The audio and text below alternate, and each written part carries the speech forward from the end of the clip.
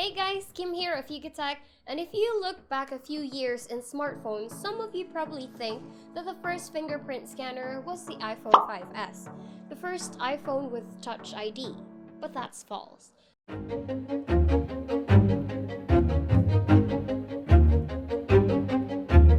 first phone to have one was actually the Motorola Atrix from 2011.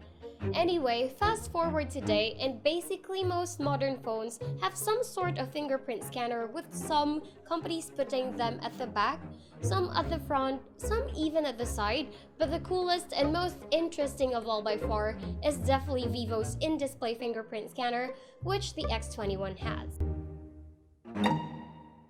So before we dive into why an in-display fingerprint scanner is one of the keys to the future of phone design, let's discuss some of its advantages in security.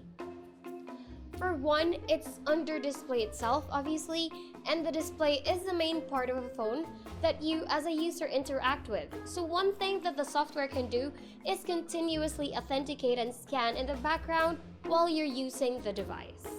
What this means is you're not just unlocking the phone one time with one scan.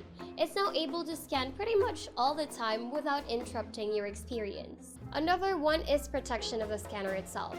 So instead of it being exposed like in pretty much every other modern smartphone, it's literally under the screen. And not only the screen, there's also the Corning Gorilla Glass protecting the actual fingerprint sensor component.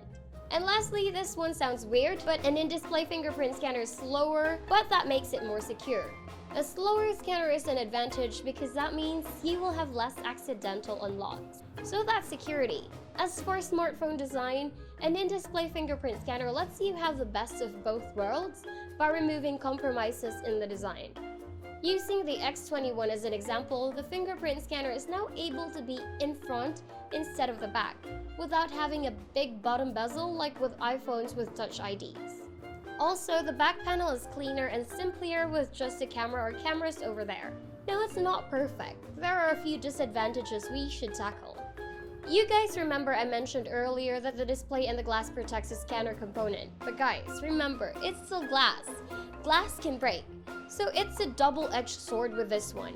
So even if there's just a tiny crack at the bottom of the screen, the fingerprint scanner might be broken for good. And the other one is simply, some people don't prefer fingerprint scanners in favor of face unlock. Face unlock technology is advancing just as fast, but we think both technologies can coexist in the space. Alright, so now you guys know what to expect from an in-display fingerprint scanner. But how does it work? For it to work through a glass and a screen, it actually uses an optical sensor or CMOS sensor like what you have in a camera. The phone then shines an LED light to illuminate your finger so that the optical sensor can see it. Actually, if you look close enough from the side, you can see the light shining through. Also, if you look close enough when the screen is off, you can see the X21 scanner component. It's also important to mention that right now, it's only limited to working with OLED or AMOLED displays. So, this is where we are today. Biometric security has come a really long way since 2011.